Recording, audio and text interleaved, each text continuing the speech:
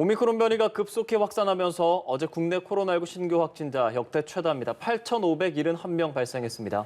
내일부터는 광주와 전남, 평택과 안성 등 4곳이 오미크론 대응 체계로 우선 전환된 뒤 조만간 전국으로 확대 적용될 예정인데요. 관련 내용들 김정기 고려대 약학대학 교수와 함께 짚어보겠습니다.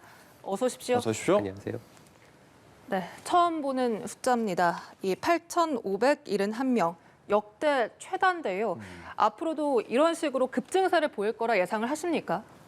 네, 맞습니다. 지금 뭐 국내에서도 사실상 오미크론 자체가 우점화됐기 네. 때문에 굉장히 빠른 속도로 확진자가 크게 증가할 거다 이렇게 보고 있고, 뭐 당장 내일이면 10,000명이 넘어갈 걸로 예측을 하고 있습니다. 그래서 네. 많게는 한 12,000명 수준까지도 도달할 가능성이 상당히 높다 이렇게 보고 있습니다. 근데 여기서 끝이 아니고 계속 확산을 하면서 신규 확진자 규모가 크게 증가할 걸로 이렇게 예상을 하고 있는데, 네. 일단 뭐 신규 확진자가 크게 증가할 거라는 부분은 많은 전문가들이 얘기를 했습니다. 근데 네. 가장 중요한 부분이 우리 의료 시스템 자체가 이 부분을 완전히 커버를 할 수 있느냐, 이 부분이 관건인데요. 앞으로 이 부분에 대해서 우리가 어떻게 대응을 하느냐에 따라서 오미크론을 잘 극복할지, 아니면 지난번 델타가 크게 유행을 했을 때 어떤 의료 시스템에 과부하가 걸릴지 이런 부분들이 결정이 될 거다 이렇게 보고는 있습니다. 네, 교수님께서 이번 주 안에 10,000명을 돌파할 것이다 이렇게 예상을 해주셨는데 실제 외국들의 사례를 보면 오미크론이 우세화된 이후에 더블링되는 현상, 주간 단위로 2배 이상씩 늘어났거든요. 예. 그런데 지금 우리나라의 현상도 보면 일주일 전보다 2배 규모의 확진자가 나오고 있습니다. 이런 식으로 더블링 될 거라고 보십니까?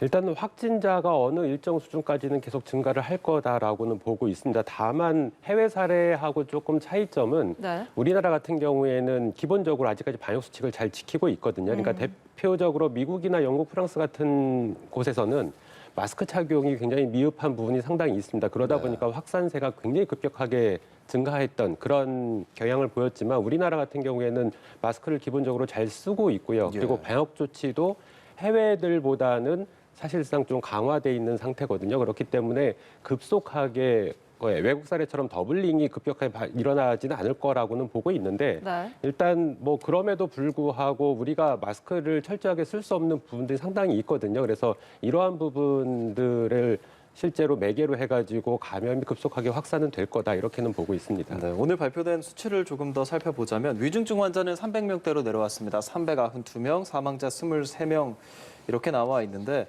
조금 감소된 듯합니다.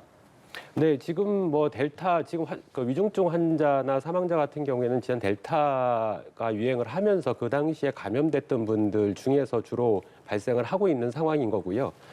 지금 같은 경우에 이제 오미크론이 우점화되면서 점차 이 위중증 환자나 사망자 부분은 시간이 지나면서 감소할 수가 있는데, 문제는 확진자 규모가 동일할 경우거든요. 근데 확진자가 늘어나게 되면 이 비율에 따라서 위중증 환자와 사망자의 절대 수치도 동반 상승할 가능성은 분명히 있습니다. 그래서 이 부분이 가장 우려스러운 부분인데, 이 부분에 대해서 어느 정도 우리가 적절하게 대응을 할 수 있는지가 실제로 전문가들도 예측하기가 상당히 어렵습니다. 그러니까 우리나라처럼 해외 대비 백신 접종률이 상당히 높은 편이거든요. 그렇기 때문에 이 부분과 방역 강도가 어느 정도의 유행 상황을 결정지을지를 예측하기 상당히 어려운 부분이 분명히 있습니다.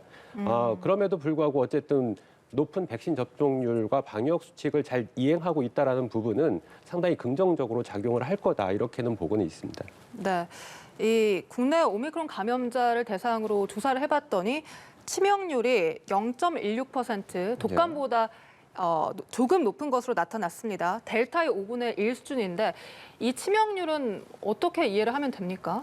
지금 뭐 치명률, 그러니까 말씀하신 것처럼 국내 오미크론 환자 뭐 9,860명을 대상으로 해서 조사를 한 결과인데요. 실제로 사망자 같은 경우에는 그러니까 확진자 중에서는 6명으로 지금 나타나고 있거든요. 그래서 실제 치명률은 0.06%인데 이게 연령 분포에 따라 보정값을 합니다. 그렇게 되면 앵커께서 말씀하신 것처럼 치명률이 0.16% 정도가 나오는데, 어찌됐든 독감 인플루엔자보다는 살짝 높은 수준으로 보이기는 합니다. 근데 아직까지는 우리나라에서 본격적으로 오미크론이 확산을 한 상황이 아니기 때문에 향후에 고위험군을 위주로 해서 감염이 또 이루어지게 되면 어떤 결과가 나타날지를 예측하기가 상당히 어려운 부분이 분명히 있습니다. 네.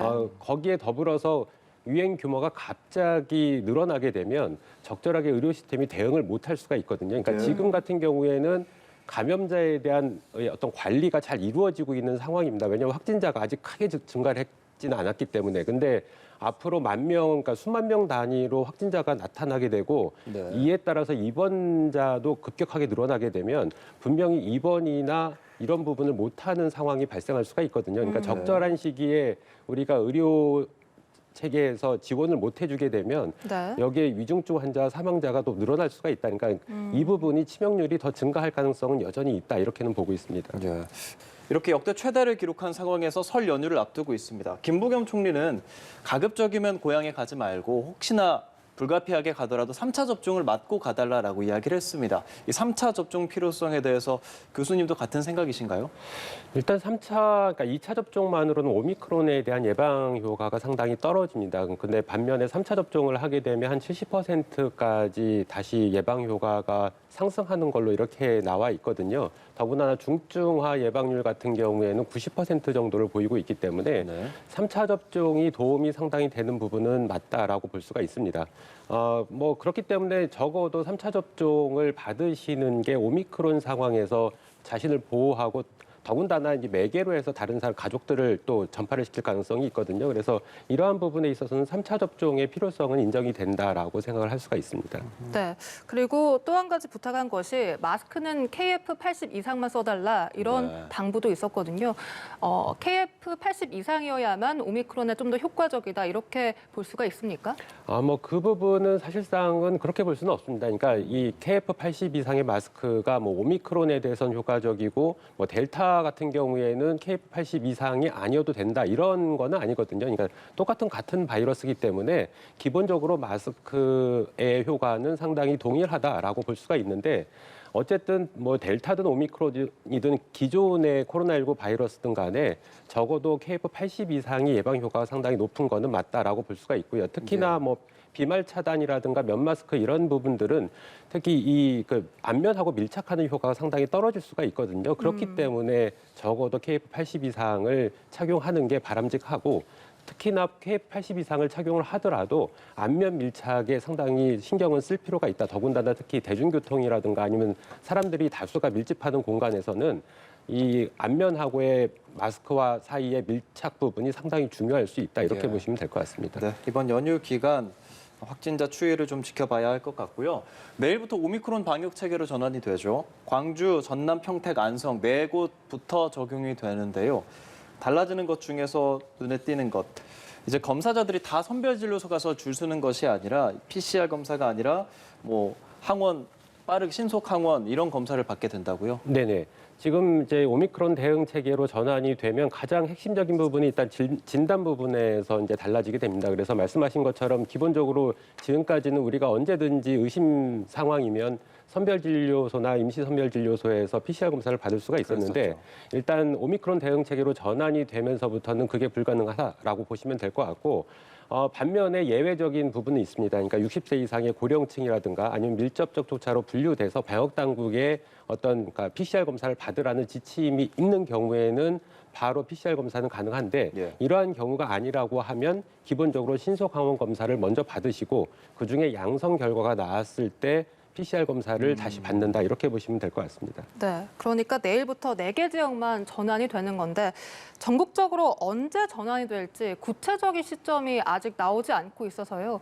하루빨리 전국적으로 확대돼야 된다 이런 전문가들의 의견이 많은데 교수님의 의견은 어떠십니까? 맞습니다. 지금 이 부분은 진단뿐만 아니라 치료 부분도 마찬가지입니다. 그러니까 치료 체계도 전환이 되는데 그 기존에는 코로나 전담병원 위주로 해서 코로나19 환자들을 관리를 했는데 이 부분이 사실상 이제 불가능해질 수가 있거든요. 그렇기 때문에 동네 병의원들이 참여를 하는 방식으로 전환을 하려고 하고 네. 그러니까 치료나 진단 부분이 다 달라지게 되는데 사실상 우리가 시간이 좀 있었거든요. 그동안 오미크론에 대해서 철저하게 관리를 했던 이유는 델타가 우리가 12월 말쯤부터 감소세로 전환을 했습니다. 그러니까 그 네. 뒤로부터 지금까지는 한 3주에서 4주 정도 시간이 있었거든요. 그러니까 오미크론의 확산을 가급적 방지를 했던 이유 중에 대표적인 게 오미크론 확산까지의 시간을 벌면서 의료 시스템을 정비하고자 하는 부분이 분명히 있었거든요. 근데 지난 3주, 4주 동안 이 부분이 정립이 됐어야 됩니다. 근데 지금까지도 방역 당국이 아직 여러 가지 뭐 동네 병의원과의 협상 중이다라고 하는 부분들을 밝히면서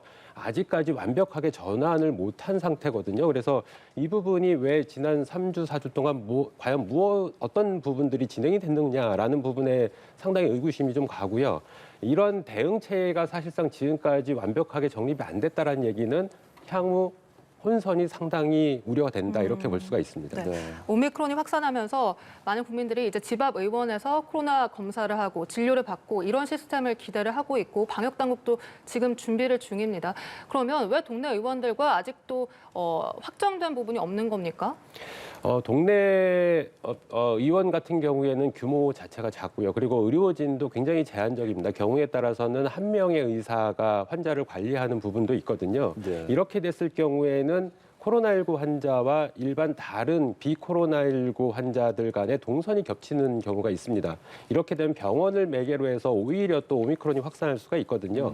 그래서 이러한 부분들에 대한 관리가 필요한데, 그러니까 사실상 이러한 부분들이 현실적으로 인프라가 갖춰지지 않은 병의원 같은 경우에는 참여를 할 수가 없는 상황입니다. 그래서 이러한 부분들 가능한 동네 병의원들이 어느 정도 규모고 어떤 수준으로 가능한지를 빨리 파악을 해서 지금까지 대응 체계를 만들었어야 되는데 사실상 이러한 부분들이 어렵다 보니까 실제로 아직까지도 채 정립이 되지 않았다 이렇게 볼 수가 있고요. 그렇기 때문에 가장 우려스러운 부분들이 확진자가 늘어나게 됐을 때 이 환자들에 대한 관리를 어떻게 할 거냐라는 부분이 가장 우려스러운 부분들입니다. 네. 네. 그렇다면 이 동네 병의원이 참여할 수 있도록 독려할 수 있는 정부의 대책 어떤 게 있어야 될까요? 가장 중요한 부분은 일단 규모가 일정 부분이 돼야 되는 부분이 있을 것 같고요. 그리고 이 코로나19 환자에 대한 진단이나 치료를 담당하기 위해서는 일단 비용 자체도 추가적으로 들어가는 부분이 있고 여기 인력 부분도 또 충원이 돼야 되는 부분이 있거든요. 그러니까 어떤 이러한 부분들을 해소할 수 있는 인센티브가 반드시 필요하다라고 보고 있고 이 동네 병의원들이 보다 많은 수가 참여를 하게 되기 위해서는 이런 인센티브 방안들이 마련이 돼야 된다라고 생각을 하고 있습니다. 또 네. 지침이 필요한 곳이요. 교육 현장입니다. 이제 설 연휴 이후에 학교 방역 지침을 발표하겠다고 교육부는 이야기를 하고 있는데 당장 이번 주에만 겨울방학 마치고 학교 가는 학교가 한 1,100여 곳이 된다고 하거든요. 지금 학교 문을 열어도 괜찮은 걸까요? 아무래도 이제 지금 청소년들 같은 경우에 접종률 자체가 성인 대비 떨어지는 부분이 분명히 있고 더군다나 연령별로 봐서 지금 접종이 안 이루어진 연령대도 분명히 있거든요. 그렇기 때문에 감염 확산의 우려는 상당히 높다. 그러니까 성인 대비 향후에는 소아청소년 위주로 해서 오미크론 환자가 크게 늘어날 가능성이 상당히 높습니다. 그러다 보면 전면적인 등교를 하기에는 상당히 부담스럽다라고 볼 수가 있고요. 근데 한 가지 아쉬운 점은 이렇게 전면 등교를 계속 교육부에서 추진하는 가장 대표적인 이유가 그동안 코로나19 상황에서 교육의 질이 떨어진다라는 부분이 분명히 있었거든요. 근데 보면 그러니까 동영상 위주로 온라인 수업을 진행을 하는 경우가 상당히 많습니다. 근데 이러한 부분들을 어느 정도 보완을 하기 위해서는 실시간 온라인 수업도 할 수가 있거든요. 그러니까 일부는 등교를 하고 일부는 그러니까 가정에서 수업을 들으면서 그 현장에서 듣고 있는 그 수업 내용을 실시간으로 동영상으로 송출해주는 방식도 상당히 도입을 하면 좋을 것 같거든요. 그러니까 실제 대학교 같은 경우에는 그러한 수업 방식이 많이 진행이 되고 있는데 아직까지도 초중고등학교 같은 경우에는 이러한 부분들이 상당히 떨어진다. 그래서 사실상 지난 2년 동안 이러한 부분을 참 보완을 많이 했으면 지금 같은 상황에서 상당히 유용하게 대처가 가능한데 그렇지 못한 부분이 아쉽다라고 생각을 하고 있고요. 네. 아무래도 전면 등교를 시행을 하게 되면 오미크론의 그 소아청소년들 위주로 감염이 크게 늘어날 거는 같다라고 생각을 하고 있습니다. 네. 그리고 방역 지침도 바뀝니다. 확진자 급증에 대비를 해서요. 내일부터 전국 모든 지역에서 이 확진자면 이 접종 완료자라면 10일에서 7일까지 단축이 되고 밀접 접촉자라도 이 격리가 면제가 되거든요. 괜찮을까요? 기준은 이 부분에 있어서 이제 확진자 같은 경우에 그러니까 7일로 단축하는 이유는 앞으로 확진자가 늘어나게 되면 그 사회 필수 인력들이 그러니까 자가 격리를 하게 되면 이 부분이 제대로 원활하게 관리가 안 될 수가 있거든요. 그러니까 사회 시스템 자체가 제대로 원활하게 운용이 안 될 수가 있기 때문에 불가피하게 격리 기간을 단축한다라고 보시면 될 것 같고요. 네. 또 하나는 지금 그 밀접촉 조차 관리에 있어서 그러니까 가장 중요한 기준이 백신 접종 완료자로 되어 있거든요. 근데 이 네. 부분이 기존에 우리가 방역 패스에 적용하는 백신 접종 완료자하고 개념이 약간 다릅니다. 아. 그러니까 지금 방역 패스 같은 경우에는 2차 접종 이후에 6개월까지를 유효 기간으로 두고 있거든요. 네. 근데 지금 말씀드린 오미크론 대응 방침에 있어서 백신 접종 완료자 같은 경우에는 2차 접종 이후에 3개월까지를 유효 기간으로 두고 있고요. 3차 접종 그러니까 방역 패스 같은 경우에도 3차 접종 일부터 바로 유효 기간이 재연장되는 반면에 네. 지금 같은 경우에는 3차 접종 이후에 14일이 경과해야 된다. 그러니까 결과적으로는 3차 접종 이후에 3개월부터 그러니까 2차 접종부터 3개월 후에 우리가 3차 접종을 맞을 수가 있는데 네. 3차 접종 맞은 다음에 14일이 경과돼야 되거든요. 그러니까 한 2주 정도의 갭이 있습니다. 그러니까 예. 상당히 이 부분은 좀 합리적이지 않다라고 볼 수가 있고요. 그러니까 3차 접종 시점부터 우리가 이제 이 3개월을 두는 게 아니라 제가 보기에는 여러 가지 국민들의 어떤 편리성이라든가 불편함을 해소하기 위해서는 한 4개월 정도로 두는 게 더 낫지 않을까라는 생각을 가지고 있거든요. 근데 이러한 어떤 2주 정도의 갭이 아무래도 여러 가지 국민들의 불편함을 또 야기할 가능성이 있고 합리적인 게 이 부분의 기준이 명확한 과학적 데이터가 사실은 없다라고 볼 수가 있거든요. 그래서 이런 부분에 대한 어떤 보완은 필요하지 않을까라는 생각도 가지고 그렇다면 있습니다. 교수님 말씀대로라면 2차 접종을 하고 3개월이 지나고 나서 3차 접종을 맞을 수 있잖아요. 네네. 그런데 젊은 층의 경우는 특히 넉 달 혹은 5달 뒤에 맞겠다는 분들도 많으신데 그런 분들의 경우는 이걸 적용을 못 받는다는 말씀이신 건가요? 네, 맞습니다. 그러니까 지금 그 방역 패스의 적용 기준하고 오미크론 대응 방침에 있어의 적용 기준이 다르다라고 볼 수가 있고요. 그러니까 저 같은 경우에도 2차 접종을 10월 5일 날을 했거든요. 그리고 네. 3차 접종을 1월 19일 날 했습니다. 그러니까 3개월이 살짝 넘은 넘었어요. 시점에서 이제 3차 접종을 했는데 지금 제가 3차 접종 받은 이후에 4, 5일 정도밖에 안 됐기 때문에 지금 만약에 확진자와 밀접 접촉을 하게 되면 저도 자가격리를 해야 된다. 그러니까 수동감 시태가 아니거든요. 그래서 이러한 부분들이 혼선이 야기될 가능성이 상당히 높다. 그러니까 3개월의 기준이 실제로 과학적으로 봤을 때도 명확하지는 않다라고 볼 수가 있습니다. 네, 알겠습니다. 지금까지 김정기 고려대 약학대학 교수와 이야기 나눠봤습니다. 오늘 말씀 고맙습니다. 고맙습니다. 감사합니다.